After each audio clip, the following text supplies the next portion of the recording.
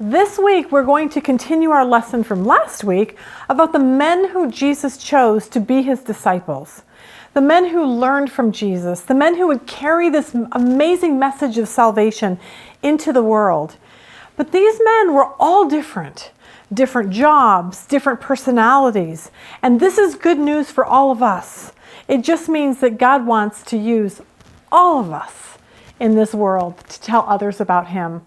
Join us today as we continue through the Gospel of Luke.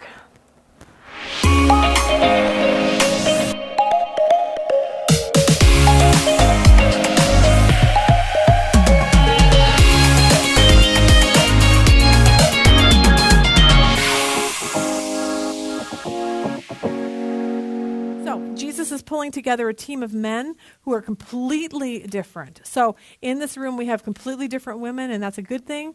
He's pulling together, he's got two sets of brothers who are all fishermen, and they were in the same town, so they were probably all really good friends. He's got Levi, or Matthew, we learned a couple weeks ago, who's a tax collector, who's hated by most of the Jewish people. He's a Jewish turncoat. He worked for the Roman government, so he probably was a loner because not many people probably liked him. We see one of the guys is Simon the Zealot, and he's almost like, in our term, we would think like a terrorist. It would be like putting a Palestinian and a Jewish man together to just be on the same team. Okay, I mean, that's what this team that Jesus is pulling together is like, because the Zealots hated the Romans with everything in them, and their goal was to overthrow the Roman government. And so they were kind of violent about the things that they did. So all the rest of these guys came from different occupations to pull together. We don't even know what a lot of them did. But we do know that Jesus took this team and pulled them together and changed them from the inside out, which is God's specialty with you and with me. He's saying, I'm going to take you as nothing and build you into something so awesome if you let me. And the great thing about these 12 is that they spent these last 2 years of Jesus' life and let him just pour into him. And they started out one way, and they came out a different way. Even though they still had these traits in them, God changed them. So I want to look at each one of the men. So the first one we're going to talk about is Simon Peter, verse 14. Simon who he also named Peter. And so if you're here and you have a big mouth and you talk a lot and you usually stick your foot in your mouth, you're going to be glad to know that the very first person, the head of these 12, is somebody just like that. And that's not a bad thing, but he was bold and outspoken and eager, and he always spoke before thinking. And the great thing about Peter is that he always vacillated between his I really want to do the things that God wants me to do, but my flesh is I just do what my flesh wants. And there's always this battle. And so for those of you and me that struggle with that, like, I want to do the right thing and I don't want to gossip, but oops, I kind of slipped and said that out of my mouth about that person. And I want to do this way, but this and you're constantly in this battle and this struggle between the two. That's kind of what Peter was like. Peter was different. He was so contradictory. It's like, oh, Jesus, I'm going to walk on water with you. Just call me out there. And he gets on the water and then he freaks out and falls, okay? He's like, oh, I will never, ever leave you, Jesus. And then 5 seconds later, he's like, I don't know him. I mean, Peter just has this crazy life back and forth.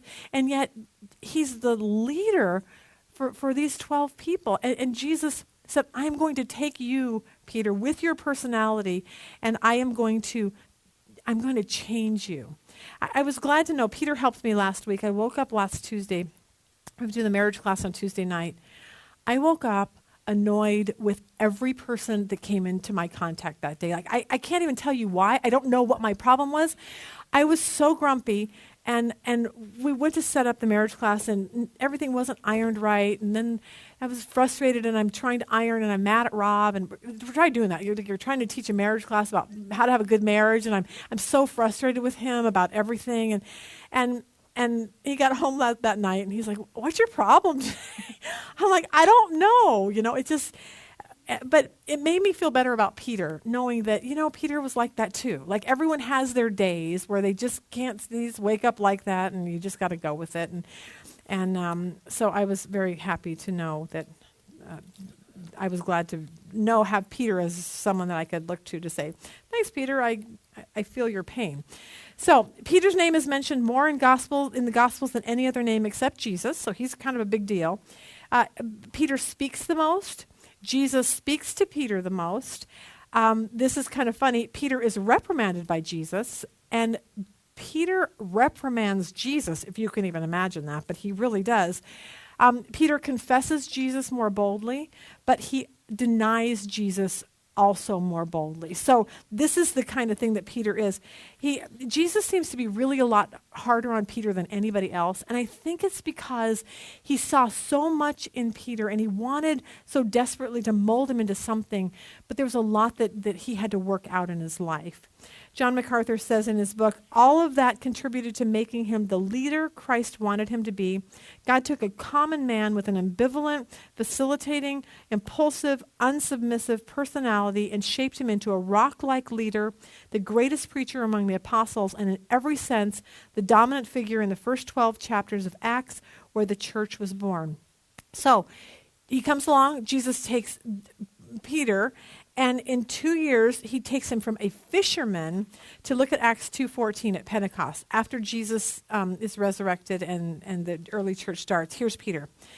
Acts 2:14. But Peter, taking his stand with the 11, raised his voice and declared to them, Men of Judea, and all of you who live in Jerusalem, let this be known to you and give heed to my words. So from 2:14 to 2:41, he preaches this magnificent the sermon about Jesus. You need Jesus, and he's the Savior, and you need to come to him, and he died for your sins. And look at chapter 2, verse 41. So then those who had received his word were baptized, and that day there were added 3,000 souls. Okay, 3,000 people in 2 years came to know Jesus because Peter said, I'm going to follow you, pour everything into my life, and then I'm going to take what you pour, and I'm going to go out there. So what we realize is Peter is far from perfect. Just like we're far from perfect, we're going to mess up, we're going to screw up. That's just life in the big city. In Galatians 2, he acted like a hypocrite. He arrogantly told Jesus he would never, ever deny him, but then, of course, he did. And then in John 13:8, he tells Jesus, you will never wash my feet. Could you imagine telling you're not doing that to me? Jesus is like, oh, yeah, no, trust me. I'm going to. But what Jesus did was take the personality of this man that God created and use that personality to further the gospel. I was at lunch with a couple girls the other day, and we were talking about husbands. And she said, my husband is just not very affectionate, let's just say. And maybe your husband is like too quiet, or maybe your husband is too loud, or maybe he's too whatever, fill in the blank for that. But it dawned on me that God created them that way. And we as women are not going to change them. So we need to stop trying to change our husbands. That's the one thing that I learned. We do need to pray that God will do with our husbands what he did with Peter. I look at my husband, and most of you know Rob is, if you know him, he's this like type A personality. He thinks of like, oh, I think we should do this business. He pours his whole life into this business and everything. And he sees this 30,000-foot view picture of everything that he wants to do. And so he wants to get things done, and he needs to get it done now, and he wants to get it done right. And so when we were in our marriage class, we were talking, and I said, we were talking about what is our biggest weaknesses. And he said his was impatience. Which, if you're a type A personality, that makes total sense. And that's what Peter was. It's like, I'm sure Peter was very impatient, but God could use that once it got tempered the right way. I was laughing when we first moved to the theater, and Rob and I were talking. It was a week before we started, and I said, Rob, we need some kind of a backdrop thing. And so I ran to Hobby Lobby, and I found this like little wooden thing about probably this high, and it had a little backdrop. And so I took him there, and I'm like, Rob, okay, we just got to do something so you can't see the screen. And, I didn't know what to do. And he was like, you've got to be kidding. We can't use that. And so he built this, okay? In 1 week, he built this thing. He had paint flown in to make sure it's the right color, pink. And I mean, that's just how he thinks. Like, I'm thinking $39 for something to stand behind me.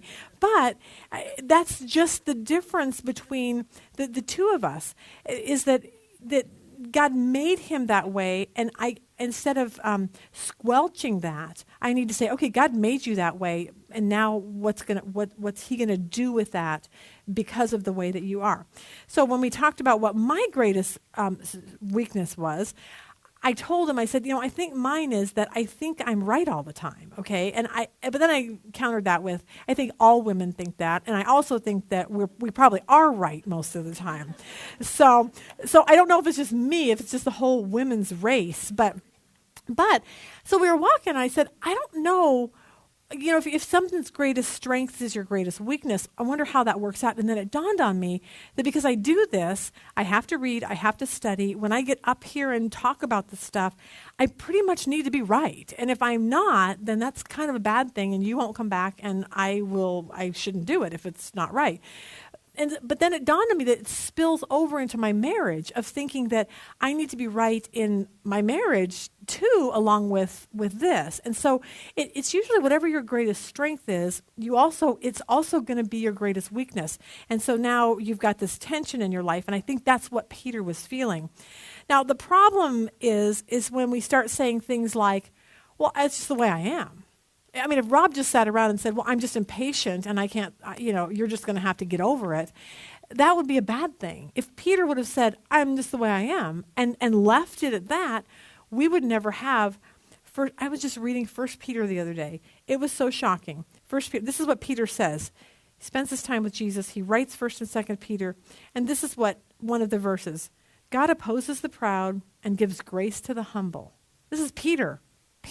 Okay? Big Mouth Peter writes, God gives grace to the humble, and I'm thinking, but because God didn't leave him back here where he was just a jerk, okay? He worked with him. Peter, you can't act like that. We're going to use this great big personality so you can go out and share the gospel, but you got to learn to be loving and patient with people and kind, and I'm not going to leave you back here. And the problem is we start thinking, well, God just made me that way, and you're not going to change me.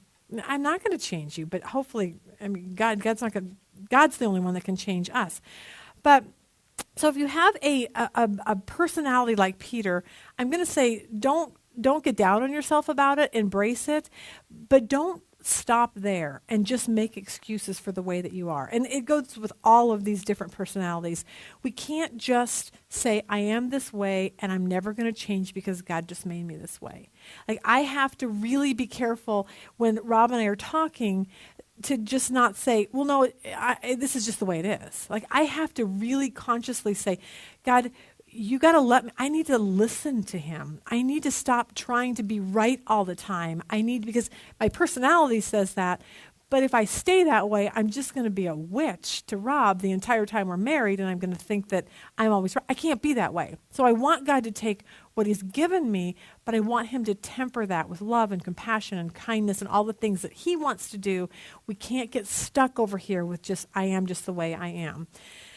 Okay, second, Andrew, his brother, little Andrew. Andrew, imagine being the brother to Peter, okay? That would not be a really great position to be in, because Peter probably told Andrew what to do all of his life, and Andrew probably got pretty sick of it. Now, Andrew is the least known. You've got Peter, James, and John, you always see them with Jesus. And every so often you see Andrew join that crowd. So if we look at Mark 13:3, as he was sitting on the Mount of Olives opposite the temple, Peter and James and John and Andrew were questioning him privately. So we see Andrew as part of that team every so often, but he's not part of the main three. His brother is. But the interesting thing is that Andrew comes to Christ first. Like, hears about him, goes to see him, probably hears about him through John the Baptist, goes to see him. John 1:40, we'll start there. One of the two who heard John speak and followed him was Andrew, Simon Peter's brother. He found first his own brother Simon and said to him, "We have found the Messiah," which translated means Christ. He brought him to Jesus. Jesus looked at him and said, "You are Simon, the son of John, and shall be called Cephas," which is translated Peter. So what we see with Andrew is that he's not this big, bold personality that Peter has, but he has this total evangelistic heart. Like, he just sees people.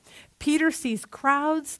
Andrew sees people. And you would think that when he went to his brother, you wondered if he was thinking in the back of his mind, if I tell Pete about Jesus and he joins Team Jesus, then I'm just going to be a nobody, and no one's going to pay attention to me, and it's all going to be about Pete, once again, like we've grown up all of our life. And so you're wondering if he felt any of these things, but you never see this. Like, you see the very first person he runs to is Peter.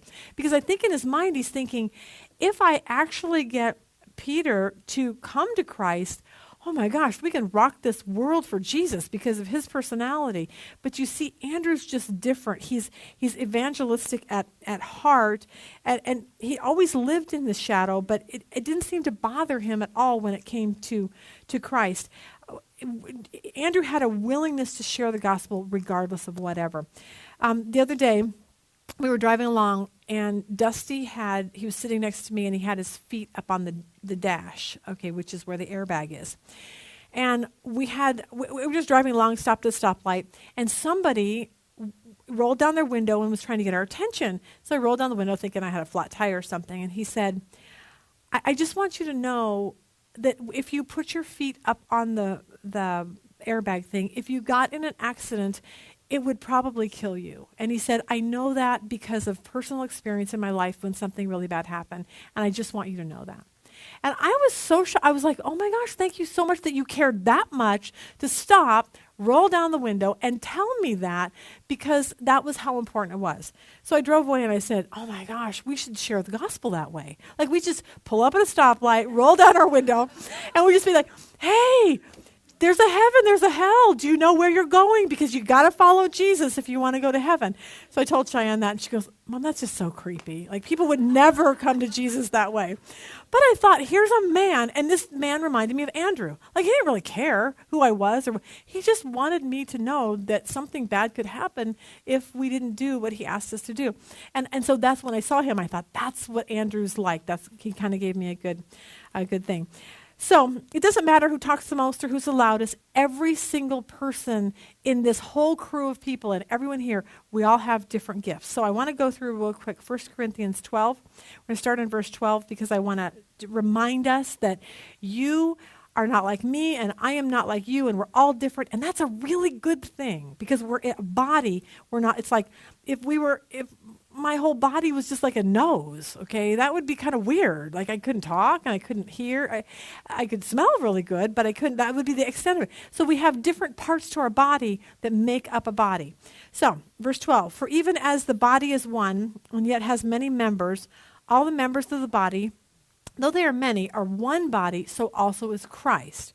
For by one Spirit we were all baptized into one body, whether Jew or Greek, whether slave or free, or we were all made to drink in one Spirit. So basically he's saying, if you and I are believers in Jesus, we're all one. It doesn't matter whether you come from the Baptist church or the Pentecostal. If you know Christ, we're one particular body. For the body is not one member, but many. If the foot says, because I'm not a hand, I'm not a part of the body, it is not for this reason any the less a part of the body. And if the ear says, because I am not an eye, I am not a part of the body, is it not for this reason any the less a part of the body? I don't have my glasses on, so if that didn't come out right, I'm trying to read it and not have glasses. If the whole body were an eye, where would the hearing be? If the whole were hearing, where would the sense of smell be? And now God has placed the members, each one of them, in the body just as he desired. Now that was a really key thing to me when I read that, because I thought, so many people are like, well, I want to be this, or I want to do this, or I want to be like Chris, or I want to be organized like Aaron, or I want to be that way. And God's like going, you know what? I made you the way that you are. I did that as he desired. So when you start feeling that way, you can sit back and say, you know what? God made me special the way I am because that's what he desired for me. Wonder where I'm at. Desire. Okay, verse 19. If they were all one member, where would the body be? And now there are many members, but one body. And the eye cannot say to the hand, I have no need of you. Or again, the head to the feet, I have no need of you. On the contrary, it is much truer the members of the body which seem to be weaker are necessary, those members of the body which we deem less honorable. On these we bestow more abundant honor, and one less presentable members become much more presentable. Whereas our more presentable members have no need of it, but God has so composed the body, giving more abundant honor to that member which is lacked, so that there may be no division in the body, but that the members may have the same care for one another. And if one member suffers, all the members suffer with it. If one member is honored, all the members rejoice with it. Now you are in Christ's body and individually members of it. And God has appointed in the church, and this is one of these are you. Okay, first apostles and prophets and teachers and miracles and gifts of healing, helps, administration, various kinds of tongues. Are all not apostles, are they? All are not prophets, are they? All are not teachers, are they? All are not workers of miracles, are they? All do not have gifts of healing. All do not speak in tongues. All do not interpret, but earnestly desire the greater gifts, and I show you a still more excellent way. So he's saying to all of us, every one of us has something different, and that's a really, really good thing because all of us together make up the body. Now, I look around here and I look around the room, and I told you a couple, I don't know when it was, that we need someone to come along and pray because we're getting a lot of people on Facebook. They're needing things. They're needing help. So I said, if anyone wants to pray. So my little Laura, Laura, if you ever need prayer, I will send your prayer request to her. She's my little, but she said, I would love to do that. Okay. I'm really bad at that. Like she keeps track of these Facebook girls. And she just told me last night, she said, I heard back from some of them and I've been able to talk to them and encourage them. And that's just a gift. Like it is just not one that I have, but I am so thankful for her because that's just something that I can't do. And then I look at Chris and Galen who stand out front, and they genuinely love people. Like you come to them and they'll hug you and they'll ask about your day and how are you, and they'll go to lunch with you, and they just totally do that. And that's like a great thing. And they love to socialize and they love to go to lunch. I called Chris the other day at 12:15 for something, and she didn't answer. And here's my message. Oh yeah, I forgot. It's between 11 and 1. You're at lunch with somebody eating and talking because that's just who you are. But it's a good thing. Like we need her in the body because I'm not good at that. Like I'm really bad at that. So I was thinking I'm more of a loner, and we talked about this the other day. I don't know why. I think it's because I like to read and I like to study, and I can't really do that when I'm talking. So that's kind of my thing over here. So to go and do what they do, I'm just horrible at it. I've told this to you before. It's my one thing that makes sense to me. So if you've heard this, just sleep through this. My sister owns Signatures. I know I've told this to you before. But Christmas time, one time, she said, I need some help with the Christmas tree. So I went to help her with the Christmas tree. All day long, all I could hear was, hi, I'm so glad welcome to Signatures. I'm so happy that you're here. Oh my gosh, how's your husband? How's your kids? Oh, I mean, this one, I was like, by the end of the day, just kill me now, okay? I just was so, who does this all day long? Like, I just wanted to hide. I just wanted to just put the thing on the tree quietly. I don't want to know your problems. I don't care, okay? But it's just her personality. It's who she is. And I had a lady one day, she came up and she said, I'm donating money to your ministry. She said, because I can give money, but I can't really stand in the line at a grocery store and tell people about Jesus. But then I started playing that out, and I thought, you know what's cool about that is that her money pays for postcards and one-way books so that anyone who can do that now we can have these, tools available because she played her part and now you can play your part. It all just fits together really, really good. I can't be like Chris. I never will be. I can't be like Laura. I wish I could, but then I realized we're all different and that's just the way we are. All right, I hope that was helpful today, knowing that even though we're all different, that God has a place for each one of us to serve Him. See you next week.